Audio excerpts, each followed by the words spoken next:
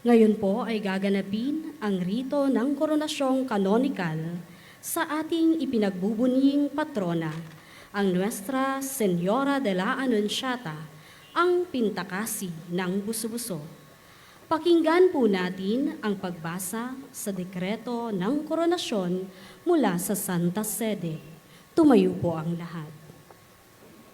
Ang dekreto sa wikang Latin ay babasahin ni Reverendo Padre John J. C. Magpusaw, M.I.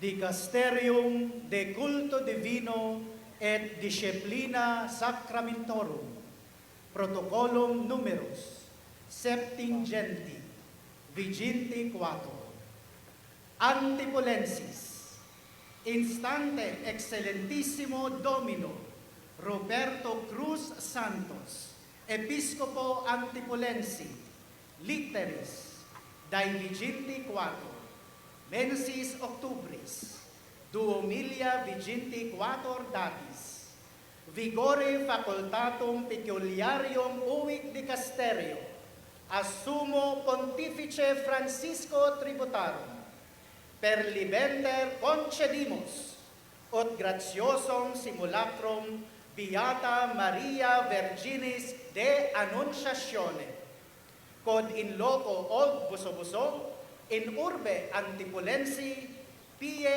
colitum, nomine et auctoritate, ipsius summi pontificis precioso dia de mate, redemiri posi.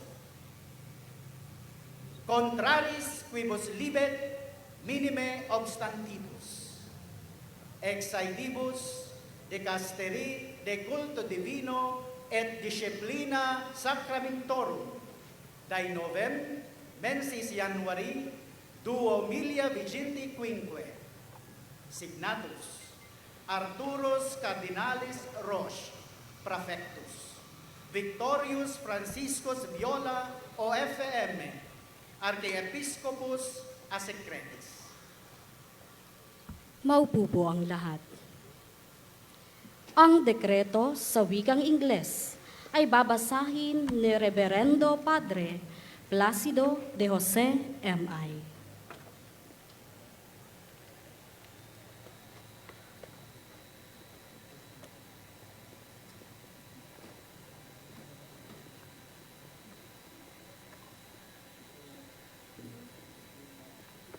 Dicastery for Divine Worship and the Discipline of the Sacraments.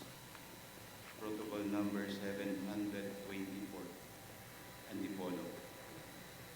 Pursuant to the request of His Excellency Roberto Cruz Santos, Bishop of Antipolo, in a letter given on the 24th day of the month of October 2024, by virtue of the faculties conceded to this dicastery by the Supreme Pontiff Francis, with great pleasure we grant that the gracious image of the Blessed Virgin Mary of Annunciation, which in the place called Buso-Buso in the city of Antipolo is piously venerated, be crowned in the name and by the authority of the Supreme Pontiff himself with a precious diadem. All things to the contrary notwithstanding, issued from the office of the Dicastery for Divine Worship and the Discipline of the Sacraments on the 9th day of the month of January 2025. Signed, Arthur Cardinal Roche, Prefect, and Vittorio Francesco Viola, OFM, Archbishop Secretary. Ang dekreto sa wikang Filipino ay babasahin ni Reverendo Padre Wilson Peñaranda, M.I.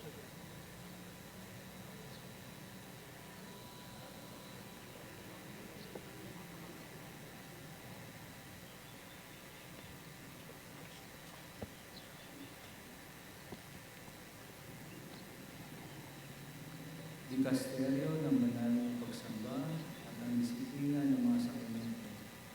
Numero ng protokolo 324, Antipolo, sa kaibigan na lubang kagalang-galang na Roberto Cruz Santos, Obispo ng Antipolo, sa isang liham ni Binay noong ikalawang ng buwan ng Oktubre, 2024, batay sa mga kapangyarihan at pinagkaloob sa dikasteryo ng Santo Papa Francisco, pinagkakaloob namin taglay ang malaking kagalakan na ang magilon na imahen ng Mahal na Birhen Maria na Anunciata na mataimtim na pinamintuan sa lugar na tinatawag na Lumang Busbuso sa lungsod ng Antipolo ay patungan sa ngalan ng kapangyarihan ng Santo Papa mismo ng isang mahalagang diadema.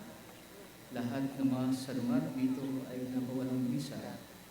Pinagkaloob mula sa tanggapan ng dikasteryo ng banal na pagsamba at ng disiplina ng mga sakramento ngayong ikasyam ng araw ng buwan ng Enero, 2025. Pinagdaan, Arthur Cardinal Roch, Prefecto, Vittorio Francesco Viola OFM, Arsobispong Pali.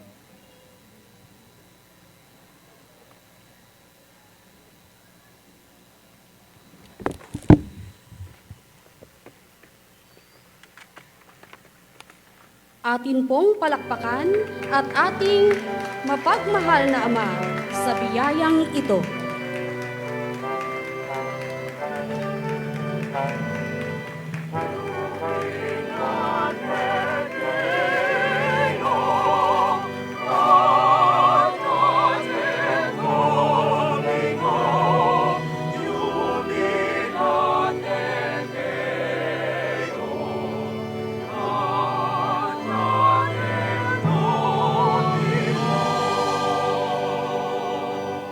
Gratias agimus Domino, pro opto mirabili, sit haec benedictio, inspiratio nostra quotidiana.